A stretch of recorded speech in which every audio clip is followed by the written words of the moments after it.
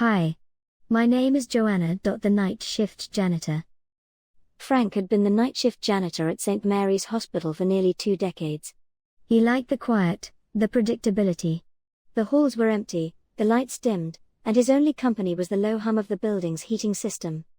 He was close to retirement, just one more year, he often reminded himself, but there was one thing he hated: room 304. Room 304 had been abandoned for years. Officially, it was just an old storage room, but rumors circulated among the staff about why it had been sealed off. Some said it was haunted, others believed it was where a doctor had gone mad years ago. Frank didn't believe in ghost stories, but he couldn't deny the room had a strange air about it. He avoided it whenever possible, telling himself it was just a silly superstition, but deep down, something about it always made him uneasy. One stormy night, as Frank made his rounds, he noticed something odd. The heavy padlock on room 304's door was lying on the floor. The door was ajar, creaking slightly as if it had been opened recently. The hairs on the back of his neck stood up. A shiver ran down Frank's spine, but he quickly dismissed it. It's just a broken lock, he told himself. Probably the storm causing the old building to shift. He hesitated, his mind racing with possible explanations. Maybe the maintenance crew had been in there earlier and forgotten to secure it. But in the pit of his stomach, he felt a gnawing sense of dread. He sighed, then decided to investigate. After all, it was his job to make sure everything was in order. He pushed the door open, the hinges groaning in protest.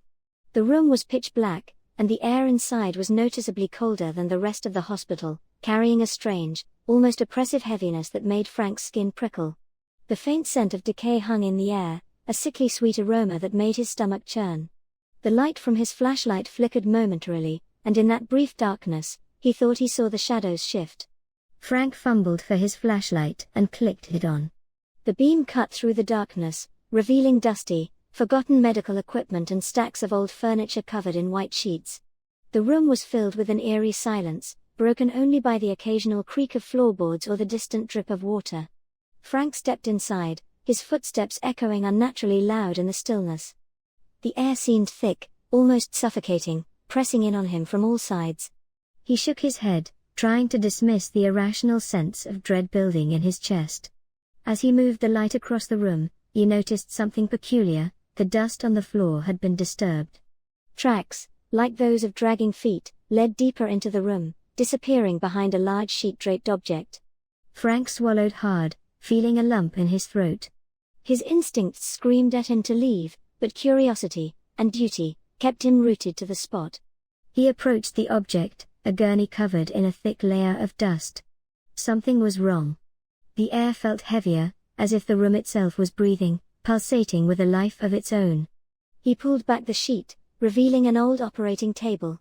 Straps hung loosely from its sides, and the surface was stained with something dark, darker than blood, something ancient and ominous. Suddenly, the temperature in the room plummeted. Frank's breath came out in visible puffs, and the light from his flashlight flickered again, longer this time. A faint sound echoed behind him, like whispering, low, insidious, as though the room itself was speaking to him. He spun around, but the room was empty, just rows of forgotten equipment and shadows that seemed to grow longer, stretching toward him like grasping hands. His heart pounded in his chest as he slowly backed away toward the door. "Get a grip, Frank," he muttered under his breath. "It's just an old room." But even as he said it, he couldn't shake the feeling that something was terribly wrong.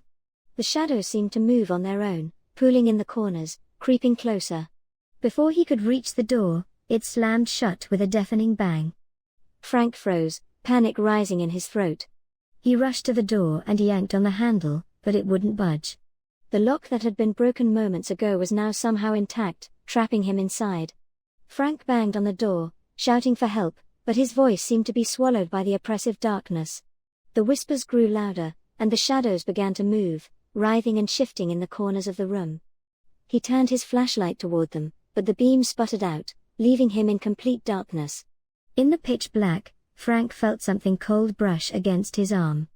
He jerked away, his breath coming in ragged gasps. The whispers became more distinct now, forming words in a language he couldn't understand, an ancient, guttural tongue that sent shivers down his spine. He felt a presence, something malevolent watching him, circling him, toying with him. Then, out of the darkness, a voice, clearer than the rest, whispered his name. Frank's blood ran cold. He felt something tighten around his ankle, and then a sharp pain, as if something had bitten him.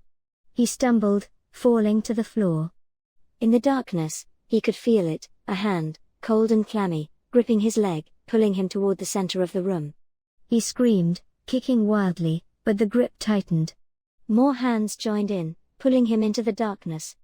Frank clawed at the floor, trying to find something, anything, to hold on to, but the cold hands were relentless. The whispers turned into a cacophony of voices, all chanting in unison, drowning out his screams. As he was dragged deeper into the room, the last thing Frank saw was the operating table, the straps rising as if guided by invisible hands, waiting to bind him. And then, the darkness consumed him. The next morning, when the day shift arrived, they found room 304 locked, the padlock secure as if it had never been broken. But Frank was nowhere to be found. His cart was left in the hallway, and the only trace of him was a single, faint handprint smeared on the door of room 304, as if someone had tried to claw their way out. No one ever spoke of Frank again, and room 304 remained sealed, its secrets hidden in the darkness. But sometimes, late at night, the janitors would hear whispers coming from the room, a faint echo of a man lost in the shadows, forever trapped in a place where the light could never reach. I will read any text you type here.